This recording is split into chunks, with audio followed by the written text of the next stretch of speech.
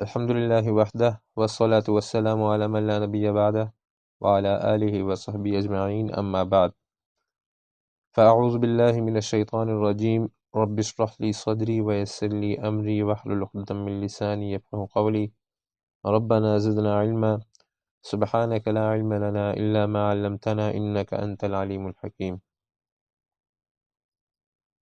جیسے قرآن کے سلسلے میں اصول قرآن ہم نے شروع کیے تھے اور اس میں توحید کی بحث کے ضمن میں ہم نے شرک کی بحث شروع کی تھی، اور اس میں شرک کے لغوی اور اصطلاحی معنی کے بیان کے بعد ہم نے شرک کی تقسیم شروع کی تھی، اور اس میں پھر ہم نے بتایا تھا کہ شرک کی تقسیم علماء نے مختلف طریقے سے کی ہے، اور ایک طریقہ ہم نے اس میں یہ بتایا تھا کہ شرک کی ایک تقسیم کا طریقہ یہ ہے کہ شرک کی بنیادی دو اقسام ہیں، شرک اعتقادی اور شرک فعلی۔ شرک اعتقادی وہ کہ جس کا تعلق عقیدے سے ہے، اور شرک فعلی وہ ہے کہ جس کا تعلق عمل کے ساتھ ہے۔ پھر ہم نے بتایا تھا کہ شرک اعتقادی کی پھر 4 قسمیں ہیں: شرک فی العلم، شرک فی التصرف، شرک فی الدعا، اور شرک فی العبادہ۔ اور شرک فعلی کی 2 قسمیں ہیں: تحریم العباد اور نذور العباد۔ آج ہم شرک فی العلم کی بحث شروع کریں گے کہ شرک فی العلم کسے کہتے ہیں۔ شرک فی العلم یہ ہے کہ کوئی شخص یہ عقیدہ رکھے کہ اللہ تعالیٰ کے سوا کوئی اور بھی غیب جانتا ہے، یعنی ما فوق الاسباب، اللہ تعالیٰ کے علاوہ بھی کوئی غیب کی باتیں جانتا ہے۔ اور جس طرح اللہ تعالیٰ ما کان و ما یکون اور ظاہر و پوشیدہ کو جانتے ہیں، اس طرح کوئی اور بھی اللہ تعالیٰ کے علاوہ یہ چیزیں جانتا ہے، تو اسے شرک فی العلم کہتے ہیں۔ پھر یہاں غیب سے مراد غیب حقیقی ہے، جو کہ عقل اور حواس کے ذریعے معلوم نہیں ہو سکتا۔ اسے علم بلا سبب بھی کہتے ہیں، یعنی بغیر کسی سبب کے ما فوق الاسباب غیب کی باتوں کا جاننا، تو یہ صرف اللہ تعالیٰ کے ساتھ خاص ہے۔ اللہ تعالیٰ کے علاوہ کسی کی یہ صلاحیت نہیں کہ وہ غیب کی باتوں کو جان سکے۔ ہاں، جسے اللہ تعالیٰ یہ علم دیں تو یہ علم اسے حاصل ہو سکتا ہے، لیکن پھر یہ اسباب کے ذریعے حاصل ہوا، یعنی غیب کا علم وہ ہوا جو اسباب ظاہرہ کے بغیر حاصل ہو۔ پھر قرآن پاک میں شرک فی العلم کی رد کے 2 طریقے ہیں: ایک اس بات کے ذریعے، یعنی صرف اللہ تعالیٰ کے لیے ہی علم غیب کو ثابت کرنا۔ دوسرا طریقہ نفی کا ہے، یعنی غیر اللہ سے علم غیب کی نفی کرنا۔ قرآن پاک میں اکثر رد کا طریقہ یہی ہے، چاہے وہ شرک فی العلم ہو، شرک فی التصرف ہو، یا کسی اور قسم کے شرک کا رد کرنا مقصود ہو، تو طریقہ یہی ہے کہ اس کا اس بات بھی کیا جاتا ہے اور پھر اس کی نفی بھی کی جاتی ہے۔ اس بات کا مطلب یہ ہے کہ اللہ تعالیٰ کے لیے وہ صفت ثابت کرنا، اور غیر اللہ سے اس کی نفی کرنا، یہ نفی کہتے ہیں اس کو۔ تو قرآن پاک کا طریقہ عمومی یہی ہے، بلکہ یہ دین کی بنیاد بھی ہے، کیونکہ جب کوئی شخص دین میں داخل ہوتا ہے، اسلام میں داخل ہوتا ہے، تو وہ سب سے پہلے کلمہ پڑھتا ہے، اور ہمارا کلمہ بھی بنیاد ہے اس بات اور نفی پر۔ پھر نفی جو ہے وہ اس بات پر مقدم ہوتی ہے، جیسے کہ لا الہ الا اللہ، اس میں لا الہ یہ نفی ہے، اور الا اللہ اس بات ہے اللہ تعالیٰ کے لیے۔ تو اسلام میں داخل ہونے کے لیے 2 چیزیں ضروری ہیں: ایک غیر اللہ سے نفی کرنا، اور اللہ تعالیٰ کے لیے ثابت کرنا الوہیت۔ تو قرآن کا عمومی طریقہ بھی یہی ہے کہ اس بات اور نفی۔ ہم یہاں مثال کے طور پر اس بات کی کچھ آیات ذکر کریں گے کہ جس میں اللہ تعالیٰ کے لیے ہی علم غیب ثابت ہے، کہ اللہ تعالیٰ ہی کو ہر چیز کے بارے میں علم ہے، معلومات ہے، اور اللہ تعالیٰ ہی کا علم غیر متناہی اور غیر محدود ہے، اور کائنات اور مخلوق کے ہر ذرے تک اللہ تعالیٰ ہی کا علم پہنچا ہوا ہے۔ اسی طرح ہر پوشیدہ کام، ہر مکان، ہر زمان اور ماضی مستقبل حال، ہر چیز کا علم اللہ تعالیٰ کو ہے، اور اللہ تعالیٰ کے علاوہ کسی کو یہ علم حاصل نہیں۔ سورہ آل عمران 5 نمبر آیت میں اللہ تعالیٰ فرماتے ہیں ان اللہ لا یخفی علیہ شیء فی الارض ولا فی السماء، کہ اللہ تعالیٰ پر آسمانوں اور زمین میں کوئی بھی چیز پوشیدہ نہیں ہے۔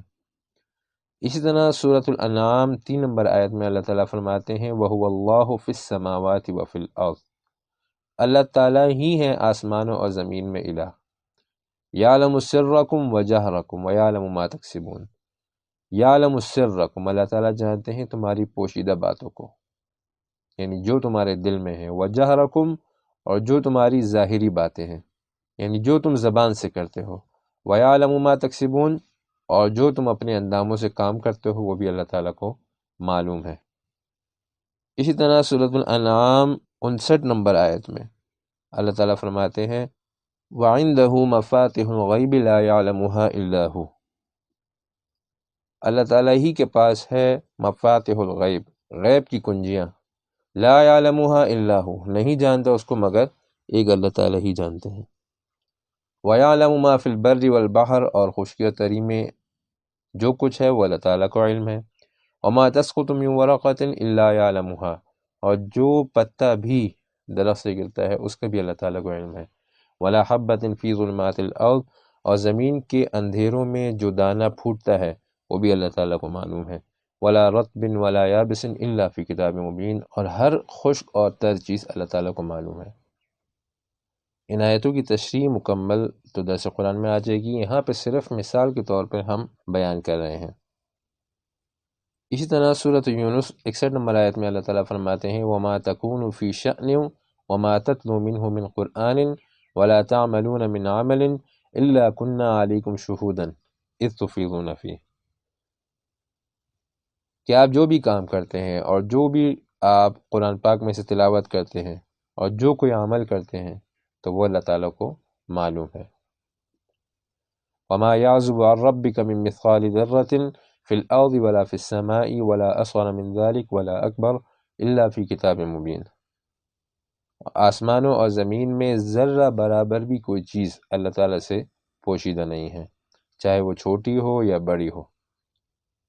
سورۃ الرعد 9 اور 10 نمبر آیت میں اللہ تعالیٰ فرماتے ہیں اللہ یعلم ما تحمل كل انثى وما تغیض الارحام وما تزداد، اللہ تعالیٰ کو علم ہے، اللہ تعالیٰ کو معلوم ہے جو کچھ عورتوں کے پیٹ میں ہوتا ہے اور جو کچھ عورتوں کے رحموں سے کم ہوتا ہے یا اس میں زیادہ ہوتا ہے، وہ سب اللہ تعالیٰ کو معلوم ہے۔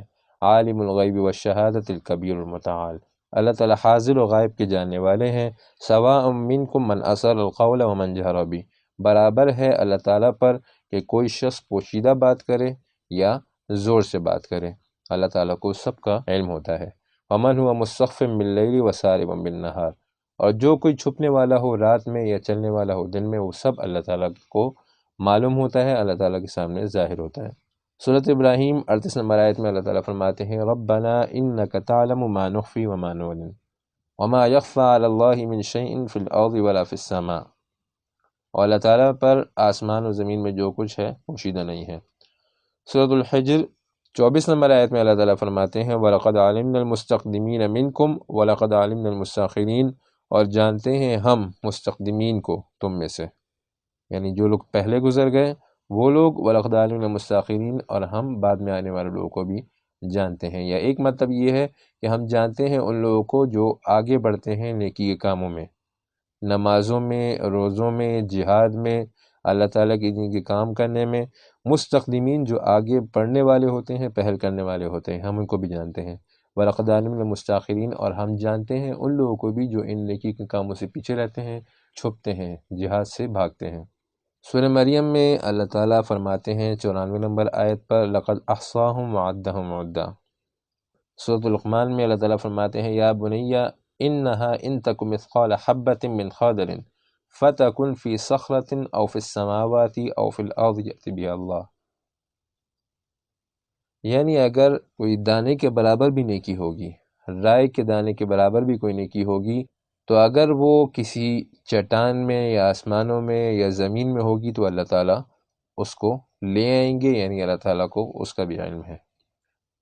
سورہ لقمان میں ہی 33 نمبر آیت میں اللہ تعالیٰ فرماتے ہیں ان اللہ عندہ علم الساعہ، اللہ تعالیٰ ہی کو ہے قیامت کا علم کہ کب آئے گی، وَيُنَزِّلُ الْغَيْثَ، اور اللہ تعالیٰ کو ہی معلوم ہے بارش کا علم کہ کب نازل ہوگی۔ مراد اس سے یہ ہے کہ اللہ تعالیٰ کو ہی معلوم ہے کہ وہ بارش کب نازل ہوگی، اور اس کا تفصیلی علم اللہ تعالیٰ ہی کو حاصل ہے کہ اس میں کتنے قطرے ہوں گی، کتنی بارش ہوگی، کہاں کہاں برسے گی، کون کون اس سے استفادہ کرے گا، کتنی فصلیں اس سے اگیں گی، تو یہ سب علم اللہ تعالیٰ ہی کو ہے۔ وَيَعْلَمُ مَا فِي الْأَرْحَامِ، اور جانتے ہیں اللہ تعالیٰ ہی کہ جو کچھ الرحموں میں ہے، مطلب اس کا تفصیلی علم اللہ تعالیٰ ہی کو ہے کہ وہ بچہ کیسا ہوگا، اس کا مقدر کیسا ہوگا، اس کا رزق کتنا ہوگا، کہاں رہے گا، کہاں مرے گا، اور کتنا رزق کھائے گا، اس سب کا تفصیل علم اللہ تعالیٰ کو ہے، اللہ تعالیٰ کے علاوہ کسی کو نہیں ہے۔ وَمَا تَدْرِي نَفْسٌ مَاذَا تَكْسِبُ غَدًا، اور نہیں معلوم کسی کو بھی کہ وہ کل کیا کمائے گا، کیا عمل کرے گا یا کتنے پیسے کمائے گا۔ وَمَا تَدْرِي نَفْسٌ بِأَيِّ أَرْضٍ تَمُوتُ، اور نہیں معلوم کسی کو بھی کہ وہ کہاں مرے گا۔ تو یہ علم اللہ تعالیٰ ہی کو ہے، کسی اور کو اس بات کا علم نہیں ہے، ما فوق الاسباب۔ سورۃ السبا 2 نمبر آیت میں اللہ تعالیٰ فرماتے ہیں یعلم ما یلج فی الارض وما یخرج منها وما ينزل من السماء وما یعرج فیها، جانتے ہیں اللہ تعالیٰ جو کچھ زمین میں داخل ہوتا ہے۔ زمین میں کیا داخل ہوتا ہے؟ زمین میں دانہ داخل ہوتا ہے، زمین میں انسان کو دفنایا جاتا ہے، زمین میں پانی داخل ہوتا ہے، تو وہ اللہ تعالیٰ ہی جانتے ہیں کہ کتنے داخل ہوتا ہے اور اس کی کیا کیا اس میں تغیرات ہوتے ہیں، کیا تبدیلیاں آتی ہیں، اس سے کیا اگتا ہے اور کون اس سے استفادہ کرتا ہے، یہ سب اللہ تعالیٰ ہی جانتے ہیں۔ وما یخرج منها، اور جو کچھ زمین سے نکلتا ہے، یعنی جو فصلیں زمین سے نکلتی ہیں یا قیامت کے روز انسان زمین سے نکلیں گے۔ وما ينزل من السماء، اور جو کچھ آسمان سے نازل ہوتا ہے، آسمان سے اترتا ہے۔ آسمان سے کیا اترتا ہے؟ آسمان سے پانی اللہ تعالیٰ نازل فرماتے ہیں، آسمان سے ملائکہ اترتے ہیں، آسمان سے اللہ تعالیٰ کی رحمتیں و برکتیں نازل ہوتی ہیں۔ وما یعرج فیہا، اور جو کچھ آسمانوں میں جاتا ہے اور چڑھتا ہے آسمانوں کی طرف، تو اس میں فرشتے بھی ہیں، نیک لوگوں کی روحیں بھی ہیں، اعمال بھی ہیں، تو یہ سب اللہ تعالیٰ ہی کو اس کا علم ہے۔ سورۃ المجادلہ 7 نمبر آیت میں اللہ تعالیٰ فرماتے ہیں الم تر ان اللہ یعلم ما فی السماوات وما فی الارض،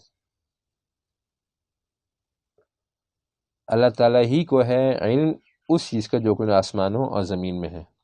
ما یکون من نجوى ثلاثة الا هو رابعهم ولا خمسة الا هو سادسهم ولا ادنى من ذلك ولا اکثر الا هو معهم اینما كانوا، یعنی جتنی بھی پوشیدہ مجلسیں ہوتی ہیں، جو کوئی بھی پوشیدہ باتیں کرتا ہے، تو اس سب کا علم اللہ تعالیٰ کو ہے، چاہے وہ چھوٹی بات ہو، چھوٹی مجلس ہو یا بڑی مجلس ہو، اس سب کا علم اللہ تعالیٰ کو ہے۔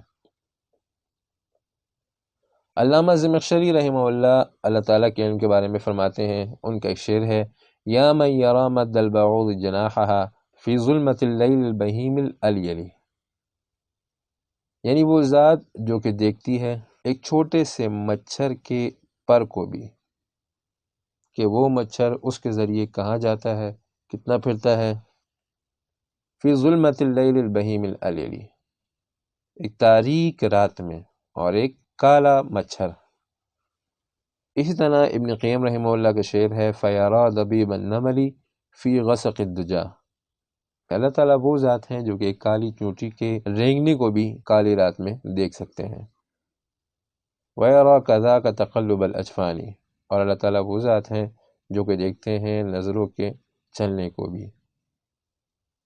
علم غیب کے رد کا دوسرا طریقہ نفی ہے، یعنی اللہ تعالیٰ غیر اللہ سے علم غیب کی نفی کرتے ہیں۔ تو قرآن پاک میں جیسے ہم نے بتایا کہ کسی بھی چیز کے رد کے 2 طریقے ہیں، ایک اس بات یعنی اللہ تعالیٰ کے لیے وہ چیز ثابت کرنا، اور دوسرا نفی غیر اللہ سے اس کی نفی کرنا۔ رد شرک فی العلم کے بھی 2 طریقے ہیں، اس بات کی مثال ہم نے بیان کر دی، اور اب نفی کا موضوع ہم آپ کے سامنے بیان کریں گے۔ اس نفی کے لیے 6 عنوانات اور 6 طریقے ہیں۔ نمبر 1، علم غیب کی نفی فرشتوں سے، نمبر 2، علم غیب کی نفی انبیاء سے۔ نمبر 3، علم غیب کی نفی اولیاء کرام سے۔ نمبر 4، علم غیب کی نفی جنات سے۔ نمبر 5، علم غیب کی نفی ہر معبود من دون اللہ سے۔ نمبر 6، علم غیب کی نفی تمام مخلوقات سے عموماً۔ تو علم غیب کی نفی فرشتوں کے بارے میں اللہ تعالیٰ فرماتے ہیں سورۃ البقرہ 32 نمبر آیت میں، قولوا سبحانک، کہ فرشتوں نے کہا کہ اللہ پاک ہیں آپ، لا علم لنا الا ما علمتنا، ہمیں کچھ بھی علم نہیں ہے مگر وہی جو آپ نے ہمیں دیا ہے۔ علم غیب کی نفی انبیاء سے، اس کی مثال سورۃ المائدہ 109 میں ہے، یوم یجمع اللہ الرسل فیقول ماذا اجبتم، کہ جس دن، قیامت کے دن مراد ہے، کہ جس دن اللہ تعالیٰ جمع کریں گے تمام انبیاء کو، فیقولوا، اور پوچھیں گے ان سے، ماذا اجبتم، کہ جب تم نے دعوت دی تو تمہیں کیا جواب دیا گیا؟ قولوا، تو وہ کہیں گے، لا علم لنا، ہمیں کوئی علم نہیں ہے۔ تو یہاں پہ انبیاء سے علم غیب کی نفی ہے کہ انبیاء نے انکار کیا، ہمیں معلومات نہیں ہے۔ سورۃ المائدہ 117 نمبر آیت میں ہے کہ عیسیٰ علیہ السلام قیامت کے دن فرمائیں گے، ما قلت لهم الا ما امرتنی به، کہ میں نے ان سے نہیں کہا مگر وہی جو کچھ آپ نے مجھے حکم دیا۔ اور وہ کیا حکم تھا؟ ان اعبدوا اللہ ربی و ربکم، کہ عبادت کرو ایک اللہ کی جو کہ میرا بھی رب ہے اور تمہارا بھی رب ہے۔ وَكُنْتُ عَلَيْهِمْ شَهِيدًا مَا دُمْتُ فِيهِمْ، اور جب تک میں ان میں تھا تو میں ان پر گواہ تھا اور ان کے حالات مجھے معلوم تھے۔ فَلَمَّا تَوَفَّيْتَنِي كُنْتَ أَنْتَ الرَّقِيبَ عَلَيْهِمْ، اور جب آپ نے مجھے اپنے پاس بلا لیا، كُنْتَ أَنْتَ الرَّقِيبَ عَلَيْهِمْ، تو پھر آپ ہی ان پر نگہبان تھے۔ تو عیسیٰ علیہ السلام نے فرمایا کہ مجھے ان کی حالت کا کوئی علم نہیں ہے کہ میرے پیچھے انہوں نے کیا کیا۔ تو یہاں بھی انبیاء سے علم غیب کی نفی ہوتی ہے۔ اسی طرح سورۃ الانعام 5 نمبر آیت میں اللہ تعالیٰ فرماتے ہیں، قل لا اقول لکم عندی خزائن اللہ ولا اعلم الغیب ولا اقول لکم انی ملک، کہ اللہ تعالیٰ نبی علیہ الصلوۃ والسلام کو حکم فرما رہے ہیں کہ آپ ان سے کہہ دیجئے کہ نہ ہی میرے پاس اللہ تعالیٰ کے خزانے ہیں اور نہ ہی مجھے غیب کا علم ہے۔ ان اتبع الا ما یوحی الیہ، میں تو صرف اسی کی تابعداری کرتا ہوں جو کہ مجھے وحی کے ذریعے حکم دیا جاتا ہے۔ پھر تیسرا طریقہ نفی کا، اولیاء کرام سے علم غیب کی نفی۔ سورۃ الکہف میں 19 نمبر آیت میں اللہ تعالیٰ فرماتے ہیں، وَكَذَلِكَ بَعَثْنَاهُمْ لِيَتَسَاءَلُوا بَيْنَهُمْ۔ اصحاب کہف کے بارے میں یہ آیت ہے۔ اصحاب کہف اللہ تعالیٰ کے اولیاء تھے کہ جنہوں نے دین کے لیے، اپنے دین بچانے کے لیے قربانی دی، ہجرت کی اور ظالم بادشاہ کے سامنے ڈٹ کر کھڑے ہو گئے۔ تو اللہ تعالیٰ کے یہ اولیاء کرام، اللہ تعالیٰ نے ان کو، جیسے کہ ان کا قصہ مشہور ہے کہ اللہ تعالیٰ نے ان کو ایک کہف میں، ایک غار میں ان پر نیند طاری کر دی اور یہ کئی 100 سال تک سوتے رہے۔ تو اللہ تعالیٰ فرماتے ہیں کہ پھر ہم نے ان کو اٹھایا، لیتساءلوا بینہم، تاکہ وہ اپنے درمیان ایک دوسرے سے پوچھیں کہ ہم کتنے عرصے سوتے رہے۔ اللہ تعالیٰ فرماتے ہیں، قال قائل منہم، کہ ان میں سے ایک بندے نے کہا کہ کم لبثتم، کتنا سوئے ہم لوگ؟ قالوا لبثنا یوما او بعض یوم، تو انہوں نے کہا کہ ہم تو ایک دن یا کچھ حصہ دن کا سوئے ہیں۔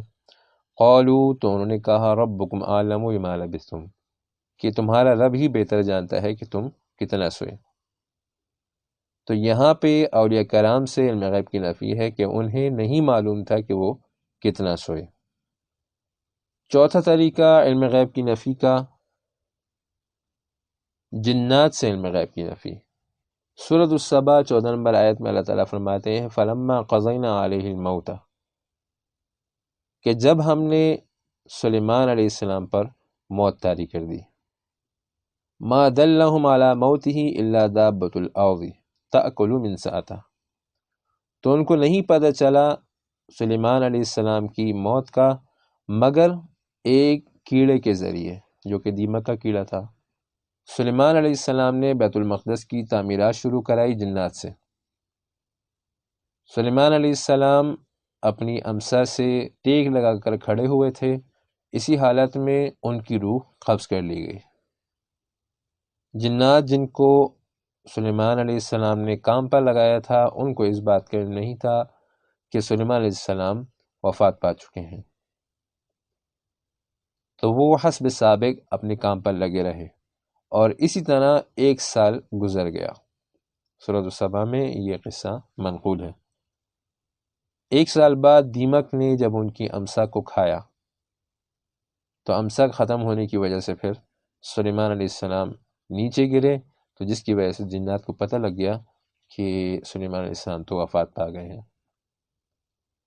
فلما خر تبینت الجن ان لو كانوا يعلمون الغیب ما لبثوا في العذاب المہین۔ جب وہ گر گئے تو جنات کو پتہ لگا کہ اگر ان کو علم غیب ہوتا، ما لبثوا في العذاب المہین، تو اتنے عذاب میں یعنی تعمیرات کے کام میں وہ نہ لگے رہتے۔ اسی طرح سورۃ الجن 1 نمبر آیت میں اللہ تعالیٰ فرماتے ہیں قل اوحی الی انہ استمع نفر من الجن فقالوا انا سمعنا قرآنا عجبا۔ 5 نمبر پر علم غیب کی نفی ہر معبود من دون اللہ سے۔ فَكَفَى بِاللَّهِ شَهِيدًا بَيْنَنَا وَبَيْنَكُمْ إِن كُنَّا عَنْ عِبَادَتِكُمْ لَغَافِلِينَ۔ کافی ہے اللہ تعالیٰ گواہ ہمارے اور تمہارے درمیان، ان كُنَّا عَنْ عِبَادَتِكُمْ لَغَافِلِينَ، کہ ہم تمہاری عبادت سے غافل تھے۔ وہ نیک لوگ جن کی دنیا میں عبادت کی گئی، تو قیامت کے دن وہ لوگ اپنی کی گئی عبادت کا انکار کریں گے کہ ہم نے نہ اس کا حکم کیا تھا اور نہ ہمیں اس کا علم تھا۔ تو معبود من دون اللہ سے نفی علم غیب کی۔ اسی طرح سورۃ الاحقاف 6 نمبر آیت میں ہے وَمَنْ أَضَلُّ مِمَّنْ يَدْعُو مِن دُونِ اللَّهِ مَنْ لَا يَسْتَجِيبُ لَهُ إِلَى يَوْمِ الْقِيَامَةِ وَهُمْ عَنْ دُعَائِهِمْ غَافِلُونَ، کہ وہ لوگ قیامت کے دن ان کی پکار سے، یعنی جو لوگ گمراہ لوگ مشرکین غیر اللہ کو، نیک لوگوں کو ان کے مرنے کے بعد پکارتے ہیں، تو یہ نیک لوگ ان کے پکارنے سے غافل ہوتے ہیں، لا علم ہوتے ہیں، ان کو اس بات کا علم نہیں ہوتا۔ 6 نمبر پر علم غیب کی نفی مخلوقات سے عموماً۔ سورۃ النمل میں 25 نمبر آیت میں اللہ تعالیٰ فرماتے ہیں قُلْ لَا يَعْلَمُ مَنْ فِي السَّمَاوَاتِ وَالْأَرْضِ الْغَيْبَ إِلَّا اللَّهُ، کہ زمین و آسمان میں غیب کی باتوں کو جاننے والا کوئی نہیں ہے سوائے اللہ تعالیٰ کے۔ تو یہ شرک فی العلم کی رد کے 2 طریقے، اس بات اور نفی، اور اس کی مثالیں ہم نے آپ کے سامنے بیان کی۔ آج کا درس یہیں تک۔ سبحان ربک رب العزت عما یصفون وسلام علی المرسلین والحمد للہ رب العالمین۔